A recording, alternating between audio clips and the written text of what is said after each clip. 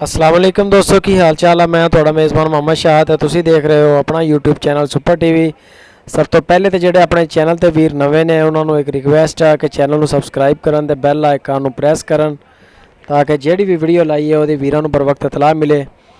ਤੇ ਆ ਸਾਡੇ ਇੱਕ ਵੀਰ ਨੇ ਹਾਸਲਪੁਰ ਦੇ, ਇਹਨਾਂ ਨੇ ਸਾਡੇ ਚੈਨਲ ਦੀ ਜਿਹੜੀ ਹੈ ਨਾ ਰੈਪੂਟੇਸ਼ਨ ਦੇਖ ਕੇ ਤੇ ਸਾਨੂੰ ਇਹ ਦੱਸਿਆ ਕਿ ਅਸੀਂ ਜਿਹੜਾ ਨਾ ਮਾਲ ਦਾ ਮੁੱਲ ਲਵਾਉਣਾ ਹੈਗਾ। ਇਹਨਾਂ ਦੇ ਕੋਲ ਘਰ ਖੜਾ ਮਾਲ ਮਾਸ਼ਾਅੱਲਾ 4-5 ਜਾਨਵਰ ਹੈ। ਆ ਗਾਈ ਆ, ਪਿਓਰ ਫਰੀਜ਼ਨ ਗਾਂ ਹੈਗੀ ਆ। ਇਹਦਾ ਇਹਨਾਂ ਦੇ ਬਕੌਲ 18 ਤੋਂ 20 ਲੀਟਰ ਦੁੱਧ ਦਿੰਦੀ ਆ ਤੇ ਮਾਸ਼ਾਅੱਲਾ ਸੂਣ ਨੂੰ ਤਿਆਰ ਆ। 10-15 ਦਿਨ ਲੈਂਦੀ ਆ। ਉਹਦਾ 2.5 ਲੱਖ ਰੁਪਇਆ ਡਿਮਾਂਡ ਆ। ਆ ਜਿਹੜੀ ਗਾਂ ਖੜੀ ਆ ਸੇਵਾਲ ਚੋਲਸਤਾਨੀ ਦੇ ਨਾਲ ਕਰਾਸ ਹੈਗੀ ਆ। ਇਹ ਤੁਸੀਂ ਦੇਖ ਰਹੇ ਹੋ, ਇਹ ਵੀ ਸੂਣ ਨੂੰ ਤਿਆਰ ਆ। ਇਹ ਵੀ ਦਿਨ ਤਕਰੀਬਨ ਮਹੀਨਾ ਡੇਢ ਮਹੀਨਾ ਲੈ ਰਹੀ ਆ। ਤੇ ਇੱਕ ਆ ਖੜੀ ਆ ਚੋਲਸਤਾਨੀ ਗਾਂ, ਇਹ ਵੀ ਫॉर सेल ਆ। ਇਹਦਾ ਲੇਵਾ ਦੇਖੋ ਮਾਸ਼ਾਅੱਲਾ। ਤੇ ਇਹ ਲੈਂਦੀ ਹਲੇ ਤਕਰੀਬਨ 2 ਮਹੀਨੇ ਟਾਈਮ ਹੈਗੀ। ਇਹ ਵੀ ਸੂਣ ਵਾਲੀ ਆ, ਪਿਓਰ ਚੋਲਸਤਾਨੀ ਦੇ ਵਿੱਚ ਆ, ਕਾਲੇ ਚਿੱਟੇ ਡੱਬਾ ਨਾਲ। ਤੇ ਉਸ ਤੋਂ ਬਾਅਦ ਇਹਦੇ ਨਾਲ ਇੱਕ ਹੋਰ ਜਾਨਵਰ ਹੈ ਇਹਨਾਂ ਦੇ ਕੋਲ, ਇੱਧਰ ਖੜਾ ਉਹ ਇੱਕ ਇਹ ਜਾਨਵਰ ਹੈਗਾ। ਇਹ ਜਿਹੜੀ ਪਿਓਰ ਸੇਵਾਲ ਫਸਟ ਦਿਖਾਈ ਤੁਹਾਨੂੰ ਉਹ ਆ ਜਿਹਦਾ 2.5 ਲੱਖ ਰੁਪਇਆ ਮੰਗ ਰਿਹਾ। ਇਹ ਡਿਮਾਂਡ ਆ ਦੋਸਤੋ ਇਹਨਾਂ ਦੀ ਸਾਰੀ ਢੇਰੀ ਦੀ। ਤੇ ਜੇ ਅਗਰ ਕੋਈ ਵੀਰ ਇੰਟਰਸਟਡ ਹੈ ਤੇ ਪੂਰੀ ਦੀ ਪੂਰੀ ਢੇਰੀ ਇਹ ਕਹਿੰਦੇ ਅਸੀਂ ਸੇਲ ਕਰਨੀ ਆ।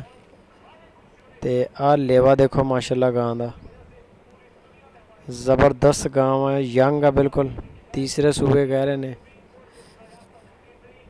ਇਹ ਇਹਨਾਂ ਨੇ ਮਾਲ ਫॉर सेल ਲਾਇਆ ਹੋਇਆ। ਜੇ ਅਗਰ ਕਿਸੇ ਵੀਰ ਨੂੰ ਮਾਲ ਪਸੰਦ ਆਉਂਦਾ ਤਾਂ ਸਾਨੂੰ ਕਮੈਂਟ ਕਰੇ, ਦੱਸੇ ਸਾਨੂੰ ਸਾਰੀ ਢੇਰੀ ਦਾ ਪੈਕੇਜ ਬਣਾ ਕੇ ਦੱਸੇ।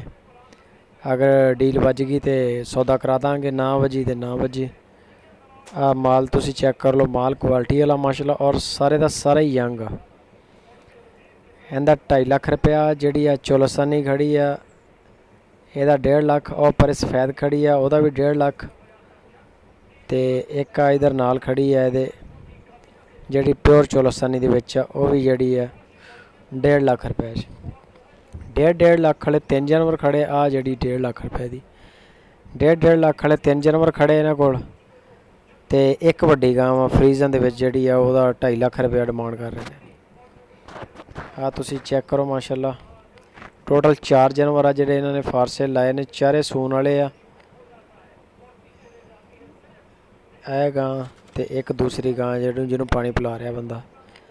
ਅਗਰ ਕਿਸੇ ਵੀਰ ਨੂੰ ਪਸੰਦ ਆਵੇ, ਕੋਈ ਇੰਟਰਸਟਡ ਹੋਵੇ, ਸਾਨੂੰ ਕਮੈਂਟ ਕਰੋ। ਅਸੀਂ ਤੁਹਾਨੂੰ ਇਹਦਾ ਸਾਨੂੰ ਦੱਸੋ ਪੈਕੇਜ ਬਣਾ ਕੇ ਇਹਦਾ ਕੀ ਮੁੱਲ ਦਿੰਦੇ ਹੋ, ਕੀ ਇਹਦਾ ਮੁੱਲ ਕਰਦੇ ਹੋ। ਜੇ ਅਗਰ ਕਿਸੇ ਵੀਰ ਨਾਲ ਡੀਲ ਚੱਲੇਗੀ ਤਾਂ ਤੁਹਾਡਾ ਸੌਦਾ ਕਰਵਾ ਦਾਂਗੇ।